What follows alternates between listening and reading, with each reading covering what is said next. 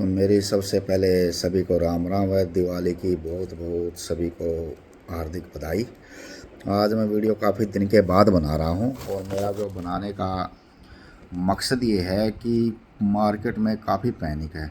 इतने फ़ोन आए हुए हैं, मैं बहुत ज़्यादा बिजी था किसी काम से, तो भी इतने फ़ोन आए हैं कि मार्केट क्रैश हो गई, हम क्या करें क्या नहीं करें। तुम उनके लिए बता दो। ख़ास तौर से वे पूछ रहे हैं जो पिछले 4-5 साल से ही मार्केट में एंटर हुए हैं। जो पुराने हैं उनको तो सब पता है कि मार्केट में क्या होता है क्या नहीं होता। लेकिन आपको बता दूं, आप कह रहे हैं मार्केट गिरेगी मंडे को, बता रहे कि मंडे को क्या हुआ, इजराइल ने युद्ध कर दिया, ये कर दिया। तो हम बता दूं, मार्केट किसी भी कारण में एक बार इफेक्ट लेती है, 2 बार नहीं लेती। इजराइल ईरान का युद्ध कोई पहली बार नहीं, ये काफ़ी दिन से चल रहा है और इसमें मार्केट जो इफेक्ट डाउन ट्रेंड था वो ऑलरेडी ले चुकी है। ये हो सकता है मंडे को थोड़ा बहुत और ले ले, लेकिन वो इतना बड़ा इफेक्ट मुझे नज़र नहीं आ रहा। अपनी जो मार्केट गिरने के कारण कुछ और है। वो क्या, मेरे आइडिया से पहला जो रीज़न है वो है अपने घरेलू हालात। क्योंकि हर कंपनी के जो रिजल्ट आए हैं सभी के सभी बेकार हैं। जैसे कि इंडसइंड बैंक को ले ले, उसने बैंक निफ्टी गिराने का काम कर दिया। एचडीएफसी ने कुछ सपोर्ट करी थी, लेकिन इंडसइंड बैंक उतनी ही ख़राब आ गई। सारे कंपनी एक क्वार्टर सभी कंपनियों का लगभग ख़राब आ रहा है। और कभी भी एक क्वार्टर ख़राब आने से कोई भी कंपनी ख़राब नहीं हो जाती। मार्केट टेम्परेरी करी, ऊपर से एफ की सेलिंग है। अगर तो एफ क्यों बेच रही है, चाइना में लगा रही है। मैं भी अभी सोच रहा, मैं भी ये सोचता था कि एफ यहाँ माल बेच के चीन में लगा रही है शॉर्ट टर्म के लिए। लेकिन चीन की मार्केट तो एक दिन बढ़ी है, दूसरे दिन फिर गिरावट शुरू होगी। इसका मतलब एफ का पैसा चीन में भी नहीं जा रहा। एफ के बेचने के अपने कारण हो सकते हैं। उसमें मुझे 2 कारण समझ में आए हैं। एक तो ये कि चीन में लगा रहे हैं लेकिन वो नहीं लगा रहे मेरे हिसाब से। दूसरा ये है कि वो अमेरिका का कोई रीजन हो सकता है इलेक्शन का, जो वहाँ क्रिएटिव नहीं मिल रही कि ट्रम्प आई कमला हैरिस, इसलिए शायद वो पैसा इकट्ठा कर रहे हों। ये 2 कारण नज़र आ रहे हैं, जिसमें दूसरा कारण मुझे ज़रा पॉजिटिव लग रहा है। क्योंकि पहले कारण चीन का तो मैं बिल्कुल विश्वास नहीं कर रहा। हाँ, लेकिन बीच में एक बात बता दूँ, आज मेरी वीडियो थोड़ी लंबी होने वाली है। मेरे आखिर तक सुने, क्योंकि आखिरी में पॉइंट बताऊँगा मार्केट के बारे में सभी, इसलिए बीच में एक बार बता रहा हूँ कि मार्केट पूरी मेरी जरूर सुने, मेरी वीडियो कुछ बड़ी हो सकती है। ठीक है, अब बता रहा हूँ कि ये तो थे एफ के डाटे, जो अपनी मार्केट एफ की वजह से बोल रहे हैं कि ये डाउन है। एफ तो 70, चलो वह बात ही मान ली, लेकिन एफ तो अपने 70% पहुँचने कम कर दिया है। टोटली 30% बेच है, 30% और बेच लेगी, उससे कितना फ़र्क पड़ता है। लेकिन मेरे कहने का मतलब आज ये नहीं है कि एफ आप क्या लगता है मुझे, मैन मंतव अगर मैं आता हूँ तो वो मैं बताता हूँ कि अपनी मार्केट में तेज़ी क्यों नहीं बन पा रही है। वो इसलिए कि इस टाइम जो रिटेल की शक्ति है ना, वो थोड़ी सी कम है। रिटेल पैसा लगाना नहीं चाह रहा इस टाइम कहीं भी, उसकी सपोर्ट नहीं मिल रही। हाँ, म्यूचुअल फंड तो लगा रहे हैं, डीआई मार्केट को रोक रही है। डीआई में जो बाइंग कर रही है वो रिटेल इन्वेस्टर की है, लेकिन वो सिप के थ्रू है, म्यूचुअल फंड के थ्रू है। डायरेक्ट बाइंग इन्वेस्टर की नहीं आ पा रही है, जिस वजह से क्या होगा, अगर वो बेचने वाले तो बायर नहीं है तो भी मार्केट में गिरावट आती है, जो इस टाइम आई हुई है। अब बताता हूँ, देखो जो क्लाइंट लॉन्ग टर्म के हिसाब से बैठते हैं, अच्छे कंपनियों के साथ शेयर देते हैं, अच्छी कंपनियों के, हर कोई नहीं कहता। कुछ वैल्यूएशन आई है, वैसे ही न्यूज़ दे दी किसी ने, उठा लो शेयर उठा लिया, बाद में पता चला कंपनी का कुछ है नहीं, कुछ बना नहीं रही है। इसके मैं उदाहरण देता हूँ। मैं इस मार्केट में 1996 से एंटर हुआ था। 96 मैंने शेयर मार्केट में आया था, जब मुझे मार्केट की ABCD भी नहीं पता थी कि शेयर मार्केट होती क्या है। मैं शेयर मार्केट का नाम तक भी नहीं सुना था, और उस टाइम कोई मीडिया भी नहीं था, कोई नेट ना थे, कोई यूट्यूब नहीं था, कुछ नहीं था। टीवी चैनल तक भी हालांकि इतने नहीं थे, सिर्फ दूरदर्शन चलता था और कोई चैनल भी नहीं थे शेयर मार्केट के स्पेशल, कोई बताने कोई था भी नहीं। तो उसमें बता रहा हूँ, लेकिन उस टाइम में मैंने पढ़ा 1996 में जब था, उसी टाइम मार्केट के अंदर क्रैश आया था अच्छा खासा। कितना, मेरे ख्याल में लगभग 55% निफ्टी का उस टाइम के अनुमान माने तो 50 से 50। लेकिन उसके बाद क्या हुआ, उसके बाद मेरे ख्याल में मुश्किल से 22 महीने लगे होंगे मार्केट को लेकर। 22 महीने में मार्केट वापस कवर होगी 98 के अंदर। एक बूम आया, अच्छा खासा आया। उसके बाद फिर सन 2000 के और 2-2.5 साल चला। उसके बाद क्या हुआ, उस टाइम काफ़ी शेयर ऐसे थे, लोग आए जिसका अगर लगे ना .com, ये कंपनी तो कंप्यूटर की है, IT की है, जिसको .com बोलते हैं कि कंप्यूटर की IT कंपनी, जो भी ये लग गया ना, जो भी लगा दिया कि सॉफ्टवेयर की कंपनी है। उन शेयरों में ताड़म तोड़ बाई हुई, शेयर 10 रुपये वाला भी 2-2 हज़ार रुपये पहुँचा दिए, कि लोगों को कोई उस टाइम गाइडलाइंस नहीं थी, ना पता था ये कंपनी है कि नहीं है। लेकिन बाद में 2003 में जब पता लगा कि ये कंपनी तो फर्जी है, इसके अंदर कुछ है ही नहीं, तो शेयर वापस फिर वही 2 रुपये 4 रुपये आके ख़त्म। क्योंकि उस टाइम लोगों में समझ नहीं थी, तो मार्केट 96 में गिरी, 2.5 साल में कवर हुई, बिल्कुल हाई पे गई, लेकिन 2003 के अंदर फिर क्रैश हो गई।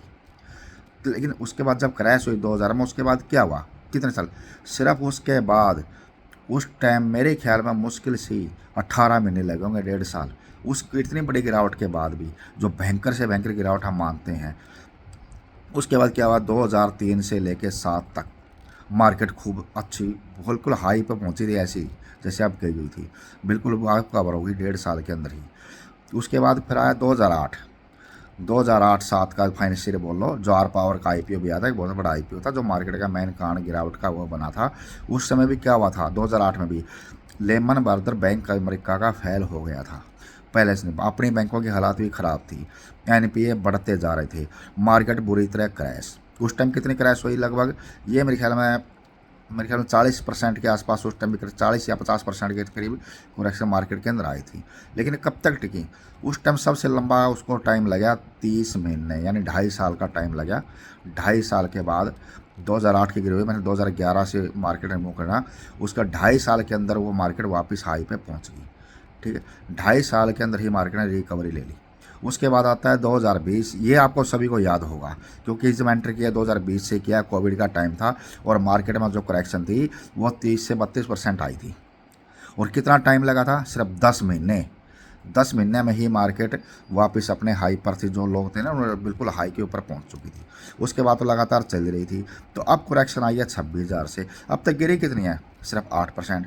पीछे के कोई फाल देखें, 92 का देख लो 60%, 96 का देख लो कम से कम 50 के आसपास। उसके बाद 2000 का देख ले, उस टाइम भी 35 से 40%। 2008 का देख ले 50%। 2020 का देख ले 32%। और ये अब तो आई 8% है। तो करेक्शन आती रहती है, लेकिन इसका मेरा बताने का उद्देश्य क्या था, यह था कि अच्छी कंपनियों में शेयर बने रहो। अगर 1.5-2 साल मैक्सिमम लगता है, अगर लंबी मार्केट भी डाउन आती है, मान ले आपकी बात, मान ले कि लंबी चलेगी, लंबी नहीं चलती कोई भी चीज़। अब तो कहानी कुछ और है, वो जमाना कुछ और था, अब जमाना कुछ और, अब पैसे की स्ट्रेंथ है। अब तो 1.5 साल, मैं कह रहा हूँ 1.5 साल भी नहीं लगना। लेकिन ये तो कभी भी देखना, मार्केट जब भी है, निफ्टी आज 20-24 जा रहा है, ये 50 भी जाएगी, सेंसेक्स लाख भी क्रॉस करेगा नो डाउट। लेकिन ये पैसेंस मांगता है। शेयर मार्केट में वही लोग इन्वेस्ट करें, अच्छी कंपनियों करें, जिनमें धैर्य है, जिन्हें पैसे लगाने की हिम्मत है। अब अपने कमी क्या आती है, हम 26 अरब तो शेयर लिए बैठे हैं, लेकिन अब कहते हैं कि 25% बाय कर लो यहाँ से, वन टाइम में पैसा मत डालो। तो अपने पास पैसा नहीं है, 25 अब डालो, 25 नहीं चाहे तो डालो। निफ्टी स्पॉट बता दो, वैसे 23,800 है, हो सका ये टूट जाए, नो डाउट को टूट जाए। 22,025 ये मार्केट के लिए करो मरो का वो है, जो बिल्कुल स्पॉट्स पर चल में लगता है मैक्सिमम तक मैक्सिमम वो आए तो मुझे नहीं लगता वो आएगा। क्योंकि इसलिए मेरा उद्देश्य ये है, जितने भी मैं सर्वे, इतना लंबी वीडियो बताने का मेरा विषय यही है कि शेयर मार्केट में जो लॉन्ग टर्म इन्वेस्टर है वो बिल्कुल भी नहीं घबराए, अपने मेंबरशिप के थ्रू या डायरेक्ट पैसा थोड़ा थोड़ा करके लगाते चले। कोई 10% लगाए, 20% लगाए, एकदम पैसा मत डालो, और अच्छी कंपनियों में डालो, जिस कंपनियों के बारे में आपको अच्छी तरह पता हो, जिनके फंडामेंटल मजबूत हो, जो कंपनी डिविडेंड भी अच्छा देती हो। 1-2 क्वार्टर ख़राब होने से कंपनी ख़राब नहीं होती। एक क्वार्टर के रिजल्ट कभी भी वारी न देखो, इस बार अच्छा हो सकता अगला क्वार्टर बढ़िया जाए। देखने हैं तो कंपनी के पीछे कम से कम 4-5 क्वार्टर ज़रूर देखो। 4 क्वार्टर 1 साल के होते हैं, उससे आपको आइडिया जाता है कि क्या कंपनी में नेगेटिव है, क्या ग्रोथ है, क्या नहीं है। जो अच्छे शेयर है वो अभी भी उनमें ज़रूर से ज़रूर बाइंग आप नीचे जब भी आते करो। अभी भी स्टॉक 50% करेक्ट हो सके, ये नहीं है कि ये और नहीं हो सकते हैं। काफ़ी शेयर हैं जो 50% तक भी डिस्काउंट ऊपर से आ चुके हैं, लेकिन वो तेज़ कितने हुए थे, उनकी वैल्यूएशन इसलिए क्या है, आप बाइंग पैसा कहाँ लगा रहे हैं। हाँ, हाई में फंस गए वो अलग चीज़ है, लेकिन अब मेरा कहने का मतलब ये है कि मार्केट अंदर इतना पैनिक डाउन आती है मार्केट, ये मार्केट का नेचुरल रूल है। लेकिन क्या होता है, आप जो नए लड़के आए हैं 20 जिन्हें इन्वेस्ट ज़्यादातर मार्केट में कोविड के बाद शुरू की है, 4 साल उन्होंने मंदी नहीं देखी है, उनको पैनिक ज़्यादा है।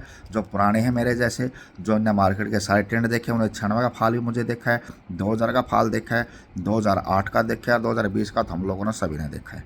तो इसमें कोई घबराने वाली इतनी बड़ी बात नहीं है। करेक्शन हर मार्केट का एक रूल है, आनी भी ज़रूरी होती है करेक्शन, और आती भी है।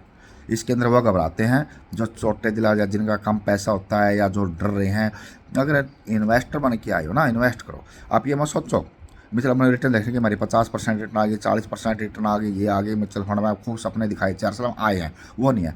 लॉन्ग टर्म के हिसाब से मैं आपको एक आइडिया बताता हूँ कि चाहे म्यूचुअल फंड है, चाहे शेयर मार्केट है, आपकी सलाह ट्रिक क्या होती है, जेड की जीडीपी ग्रोथ और देश की जितनी जीडीपी है और जितना महंगाई दर है उनका टोटल कर लो, वो एक्चुअल आपकी रिटर्न सदा ही आएगी।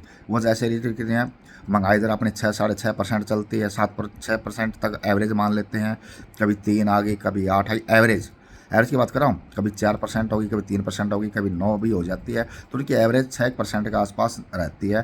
तो अगर 10 साल की आप लेके चलते हैं तो इस तरह ग्रोथ, जीडीपी ग्रोथ 7%, 8%, 7.5%, 6%, 7% आप 6% मान लिया, दोनों को उनको मान लेते हैं, 7 मान लो या चाहे 5 मंगा इधर मान लो, तो वो बढ़ती है 12-13%। ये जेन्युइन है, इतनी रिटर्न आपको रहेगी रहेगी लॉन्ग टर्म में एज ए म्यूचुअल फंड। आप ये देखो कि आज इतनी है, इतनी घबराने की बात नहीं है। तो मैं लास्ट में यही कहना चाहूँगा कि मेरी वीडियो आपको कैसी लगी, प्लीज़ कमेंट करके ज़रूर बताना कि इसमें आपको क्या शिक्षा मिली। मैं इतना बताया है, मैंने कोई गाइड नहीं किया कि कब कब फॉल आए, कितना दिन मार्केट रिकवर हुई है, उससे आप क्या समझे, ये मुझे कमेंट करके बताना, फिर मैं नेक्स्ट वीडियो में बताऊँगा कि मेरा उद्देश्य क्या था। Thank you.